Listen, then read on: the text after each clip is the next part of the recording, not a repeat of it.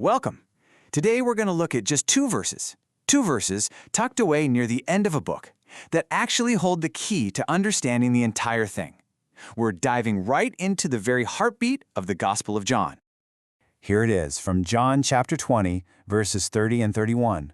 John writes, "These are written so that you may believe that Jesus is the Christ, the Son of God, and that by believing you may have life in his name." Make no mistake, these two verses are the theological heartbeat of the entire gospel.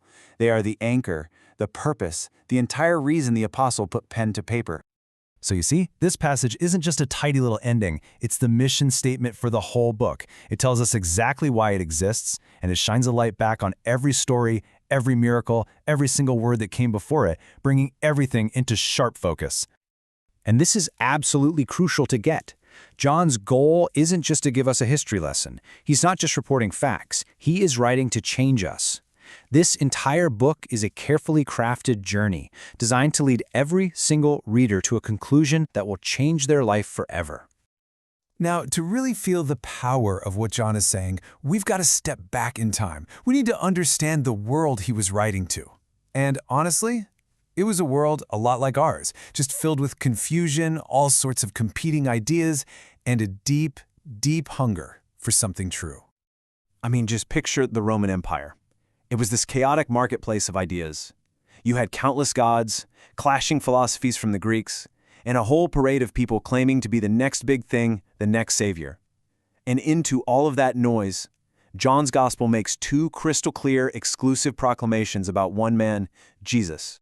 First, he says, Jesus is the Christ. Now, for his Jewish readers, this claim was just electric. Christ wasn't a last name. It was a title. It was a declaration that Jesus is the Messiah, the anointed king that had been promised for centuries to come and redeem his people. To say this was to say he was the one true king, a powerful, even dangerous statement. And second, he says Jesus is the Son of God. And this goes even deeper. This declares Jesus' divine identity. It proclaims that he is eternal, that he wasn't created, that he is of the exact same nature as God the Father. In a world where the emperor was called a god, this was the ultimate statement of allegiance. It cut right through every other claim to truth. So once you understand that clear purpose, you start to see that nothing in this gospel is random. This is a masterfully crafted book. Every word, every story that made the cut was deliberately chosen to build the case for who Jesus is. You know, there's something really powerful hidden in the original Greek grammar here. When John says, "these are written," the tense he uses implies something that was done in the past but has lasting, permanent results. What does that mean? It means this gospel isn't just an old record. It stands as a living, breathing testimony for all time. And this reveals the beautiful, divine logic of the whole book. It's a clear, purposeful path. Step 1, John presents the signs, the evidence. Why? Step 2, so that you may believe. And what's the result of that belief? Step 3, so that you may have life. It's this incredible, intentional design, leading us from seeing to believing to living. And this beautiful design, it's not happening in a vacuum. It's actually the climax of the entire story of the Bible. Think about it. Life was lost back in Genesis. Then, the prophets promised a Messiah was coming. Now, in the gospel, that Messiah is revealed, so that we, the church, can receive that life back again. And that brings us to the ultimate goal, the whole point of this gospel. What does it actually mean to have life in his name? What is this life that he's talking about? Well, here is the single, massive, mind-bending claim at the very center of it all. In this gospel, truth isn't some abstract idea. It's not a philosophy or a list of rules. Truth is not a what, it's a who. Truth is a person, and his name is Jesus. To know him is to know truth itself. And we enter this life through trust. You see, this kind of faith isn't a blind leap in the dark. It's rooted in the powerful testimony written right here. This life isn't something we can earn by being good enough.